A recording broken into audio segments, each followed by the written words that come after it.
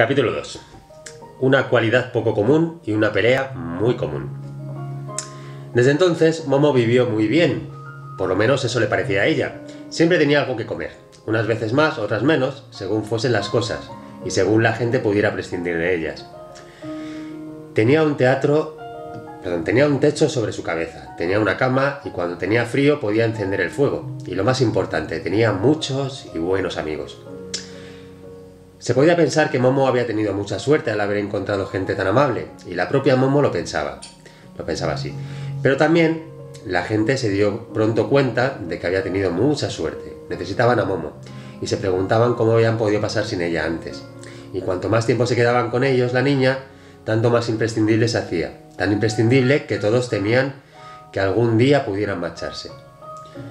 De ahí viene que Momo tuviera muchas visitas. Casi siempre se veía a alguien sentado con ella, que le hablaba solícitamente, y el que la necesitaba y no podía ir, la mandaba a buscar. Y a quien todavía no se había dado cuenta de que la necesitaba, le decían los demás: «¡Vete a Momo!». Estas palabras se convirtieron en una frase hecha entre la gente de las cercanías. Igual que se dice «buena suerte», o «que aproveche», o qué sé yo. Se decía en todas clases de ocasiones «vete con Momo». ¿Pero por qué? ¿Es que Momo era tan increíblemente lista que tenía un buen consejo para cualquiera? ¿Encontraba siempre las palabras apropiadas cuando alguien necesitaba consuelo? ¿Sabía hacer juicios sabios y justos? No. Momo, como cualquier otro niño, no sabía hacer nada de todo eso. Entonces, ¿es que Momo sabía algo que ponía a la gente de buen humor? ¿Sabía cantar muy bien? ¿O sabía tocar un instrumento? ¿O es que ya que vivía en una especie de circo sabía bailar o hacer acrobacias? No, tampoco era eso.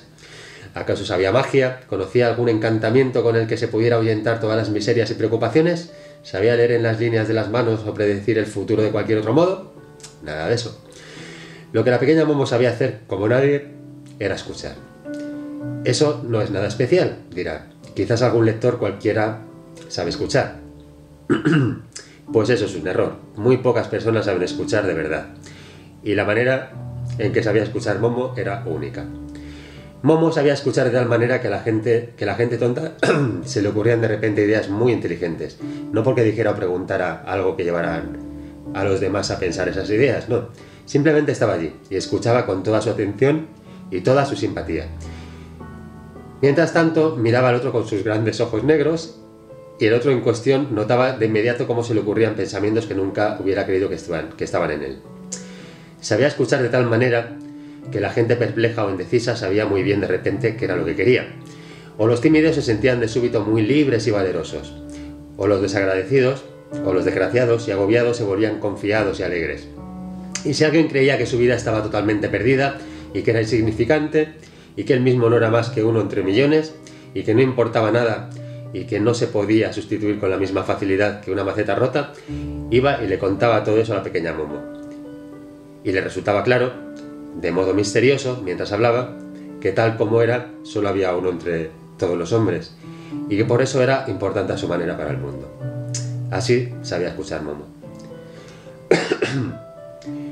Una vez fueron a verla al anfiteatro dos hombres que se habían peleado a muerte, y que ya no se querían hablar, a pesar de ser vecinos. Los demás les habían aconsejado que fueran a ver a Momo, porque no estaba bien que los vecinos vivieran enemistados.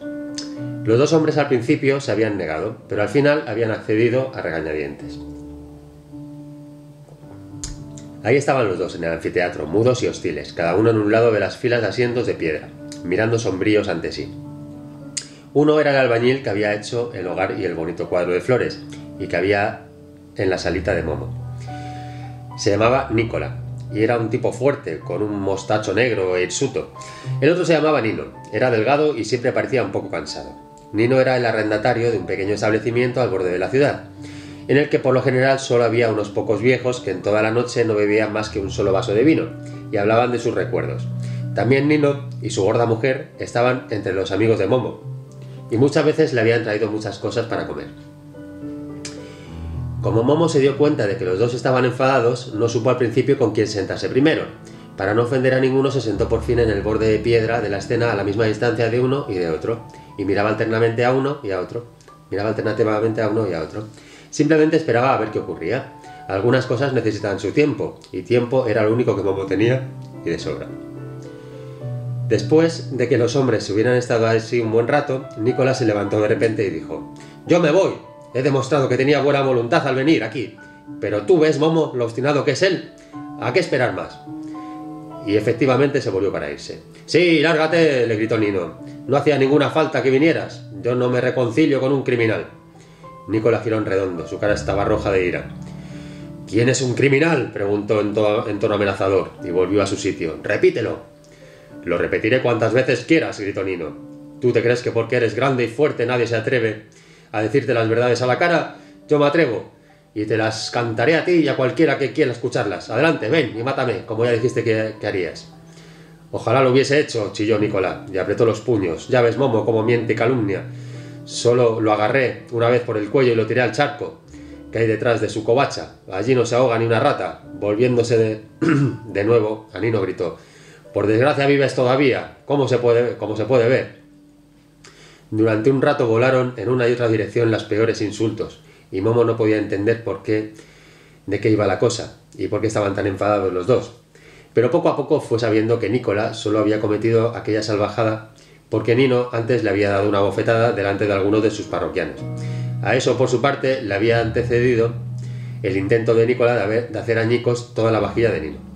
«No es verdad», se defendió amargamente Nicolás. «Solo tiré a la pared una sola jarra, que además ya tenía una grieta».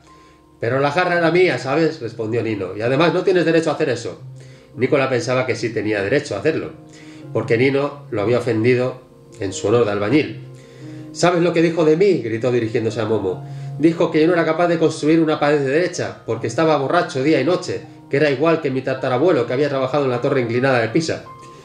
«Pero Nicolás», contestó Nino, «si eso era una broma». «Bonita broma», protestó Nicolás, «no tiene ninguna gracia». Resultó que Nino solo había devuelto una broma anterior de Nicolás, porque una mañana se había encontrado con que en su puerta había escrito con grandes letras rojas: «Venteros y gatos, todos latros». Y eso a su vez no le había hecho ninguna gracia a Nino. Durante un rato se pelearon muy en serio sobre cuál de las dos bromas era peor, y volvieron a encolerizarse, pero de repente se quedaron cortados. Momo los miraba con grandes ojos, y ninguno de los dos podía explicarse bien su mirada. ¿Es que por dentro se estaba riendo de ellos o estaba triste? Su cara no se lo decía, pero a los dos hombres les pareció de repente que se veían a sí mismos en un espejo y comenzaron a sentir vergüenza. «Bien», dijo Nicolás. «Puede ser que no debiera haber escrito aquello en tu puerta, Nino. No lo hubiera hecho si tú no te hubieras negado a servirme un vaso de vino más. Eso iba contra la ley, ¿sabes? Porque siempre te he pagado y no tenías ninguna razón para tratarme así». «Ya lo creo que la tenía», contestó Nino. «¿Es que no te acuerdas de aquel asunto del San Antonio? Ah, ahora te has puesto blanco, ¿eh? Porque me estafaste con todas las de la ley y no tengo por qué aguantártelo». «¿Que yo te estafé a ti?», gritó Nicolás. «Al revés, tú querías engañarme a mí, solo que no lo conseguiste». El asunto era el siguiente. En el pequeño establecimiento de Nino colgaba de la pared una pequeña imagen de San Antonio. Era una foto en color que Nino había recortado una vez de una revista.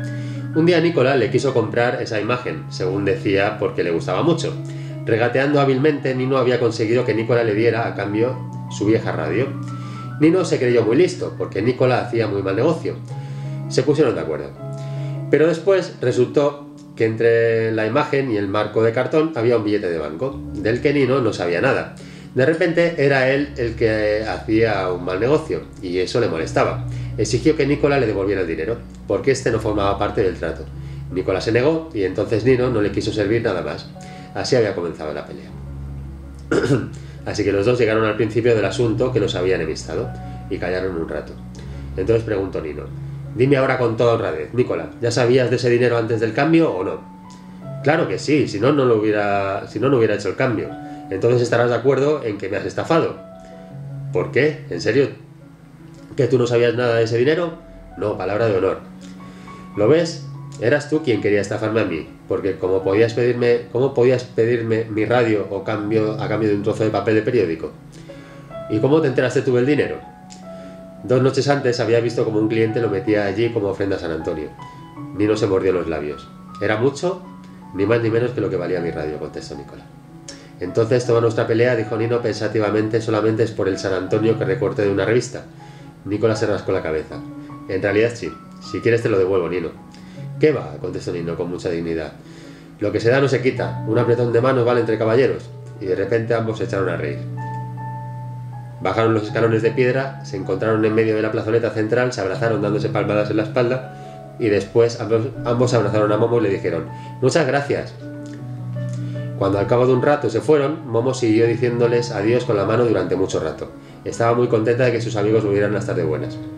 Otra vez, un chico le trajo su canario, que no quería cantar. Eso era una tarea mucho más difícil para Momo. Tuvo que estarse escuchándolo toda una semana entera hasta que por fin volvió a cantar y silbar. Momo escuchaba a todos, a perros y gatos, a grillos y ranas, incluso a la lluvia y al viento en los árboles, y todos le hablaban en su propia lengua. Algunas noches, cuando ya se habían ido a sus casas todos sus amigos, se quedaba sola en el gran círculo de piedra del viejo teatro, sobre el que se alzaba la gran cúpula estrellada del cielo, y escuchaba el enorme silencio. Entonces le parecía que estaba en el centro de una gran oreja, que escuchaba el universo de estrellas, y también que oía una música callada, pero aún así muy impresionante, que le llegaba muy adentro al alma. En esas noches solía soñar cosas especialmente hermosas, y quien ahora siga creyendo que el escuchar no tiene nada de especial, que pruebe a ver si sabe hacerlo también.